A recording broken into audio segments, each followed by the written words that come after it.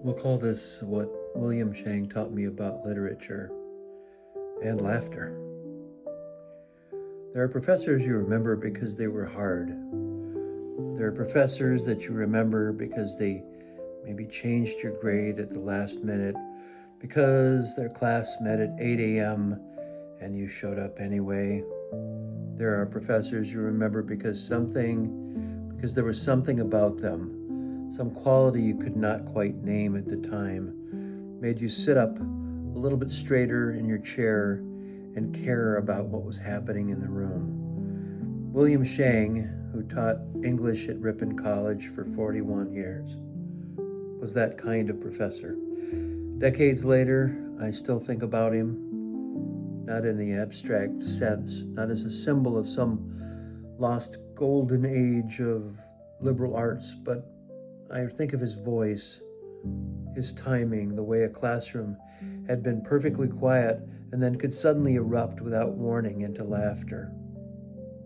That laughter is where I have to start because it was unlike anything I had encountered in an academic setting before or since, and it wasn't the polite, relieved laughter that breaks tension when a professor cracks a self-conscious joke to lighten the mood. It wasn't the nervous laughter of students who aren't sure if they're supposed to find something funny. It was the real thing.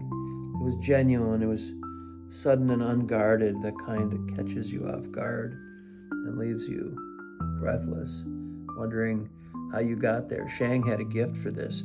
He could, midway through an analysis of text, move through an argument with quiet precision, then something, a perfectly placed observation, an aside that landed just right, a reading of a line that revealed something absurd hiding in plain sight, and the room would go crazy, not every few minutes, but not on schedule, but like a genuine burst, the way that real wit works, intermittent and unpredictable. What made those moments so memorable wasn't just that they were funny. It was that they revealed something about the way Schang understood literature. He took books seriously, deeply seriously. He never confused seriousness with solemnity. He seemed to genuinely believe that the texts he taught were alive. They were alive. They had moods and textures unique to them. And that part of reading well was being alert to all of this, all of the nuance in literature, all the wonderful humor found in books. When laughter broke out in Schang's class, it usually meant something that we had been seeing something in a passage we hadn't seen before. Maybe a character's logic had been turned just enough to expose the absurdity. Language itself had caught that absurdity, doing something strange and wonderful. The humor was not decoration, it was insight wearing a different face. And the books he assigned reflected his sensibility. His reading lists for my American literature class, they felt chosen rather than inherited, like the selections of someone who had spent years in genuine conversation with literature and wanted to share the best parts of that conversation with us.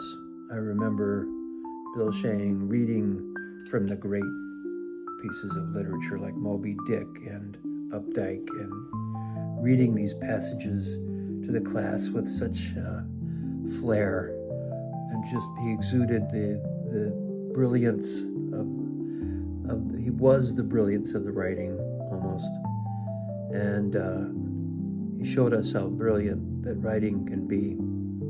And to this day, I think Schang's influence is why I'm in a writing club and why I like poetry. I think that's a big effect is Dr. Schang. So his teaching style was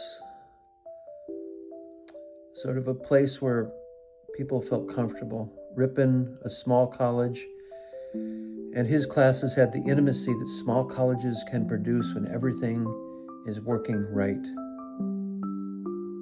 So some thoughts about my favorite teacher my favorite all-time teacher, Dr. William Schang, who passed away in 2015 at the age of 74.